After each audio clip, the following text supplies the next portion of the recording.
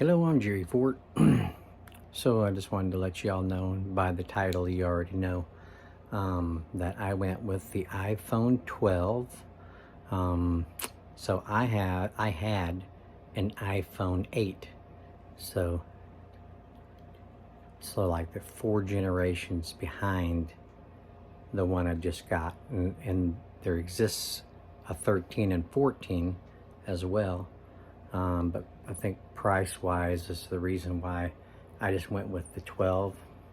So it's a little different than my 8. Um, it doesn't have the push-on. It has a my 8 had a a little button you'd push to make it come on and go off. There's buttons on the side that you do that with. So this one has, I still don't know the benefit yet of this. I need to read and find out about it, but this one has 2 camera lenses on the back side. My 8 only had 1, so I don't know what the benefit is of the 2, what that means. I've seen other phones, have more than 1 little lens back there. And I never did know exactly what that's for. So I'm gonna have to read and kind of learn about it a little bit. It's a lot of swiping on this one. Just swiping up and up to just show your displays or whatever, your apps and whatever, that kind of stuff. It's a little bit bigger than my 8.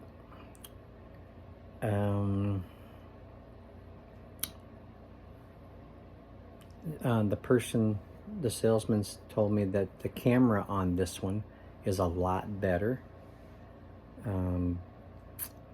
So there was a iPhone S, I think something, that was a lot cheaper, but he said the camera's not that great. And I said, well, so it's going to be between this one and that other one, S something. And I told my wife I'm going to be disappointed if I don't have a good camera, so I better go with the 12. So that's what I went with. I'm more familiar with these, the iPhone, iPhones, than I am any other thing, and I really need to know how to use it a little bit sooner. It'd take me a little while to try to learn how to use a Samsung, for me anyway, because I'm not that technology knowledgeable or savvy, you might say. Jeremy, he could figure out that stuff like nothing. But me, it takes me a while to learn stuff. So I thought this would be the best way for me to go, is just keep with the iPhones. So that's what I did. So far, it's a nice phone. There's probably other stuff I can do with it that I couldn't do with the 8. So I'm curious about it. I'm gonna get the booklet out and read and see what, is there anything, amenities, is that the word? Different amenities on this that's handy to use that my 8 didn't have, maybe. So I just need to read what's available on this. But the sale, the experience of getting this one, it was nice. The young man was a nice young man. He didn't seem to be experienced like so much in sales with people. His demeanor was a little bit flat. He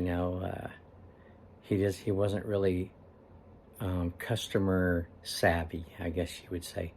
Walked up to the table, my wife and I, and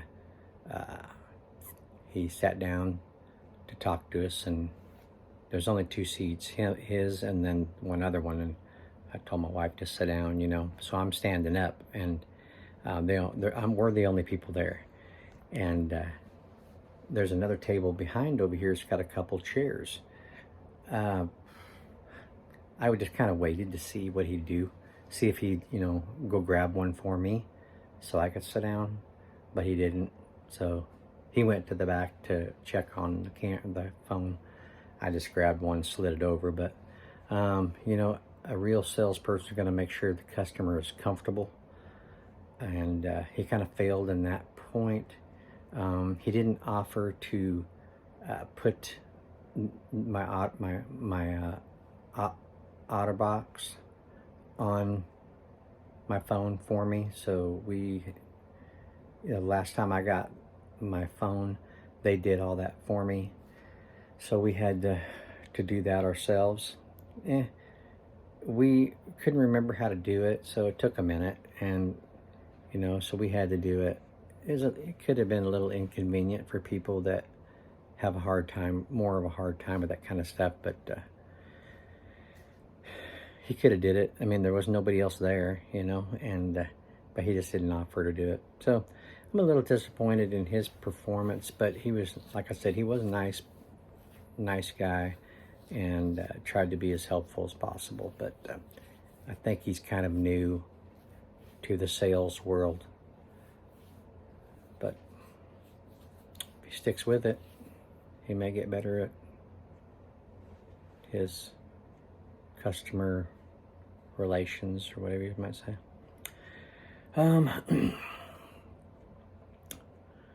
I think that's really about it. Yeah, I just want to tell you all about my new phone and the experience a little bit, and I want to thank you guys for everybody had some suggestions about what phone I should get and what phones are good out there. That was helpful, and I appreciated it. I really hadn't decided quite at the time what I was going to get, but I don't know. I just kept thinking that it's going to be a while for me to figure out a different, you know, kind of phone other than the iPhone that I'm used to for so many years. But yeah, it was helpful getting suggestions about what kind is one of the best and what you guys like. But yeah, there we go. Yeah, my old one, it was weird. I would charge it up.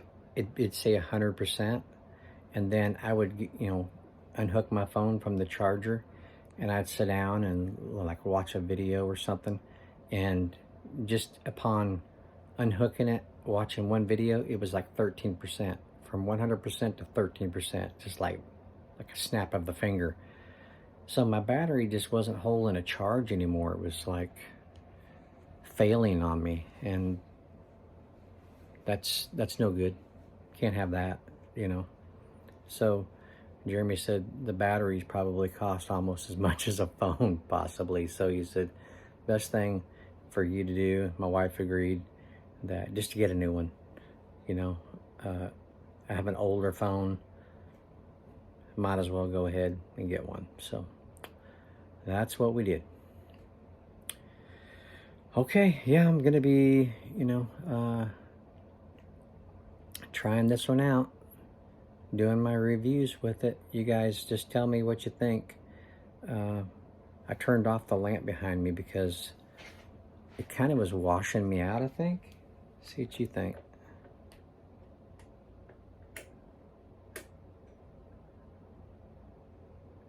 That's with the light on. Of course, it's shining in my glasses, but and then turning this out.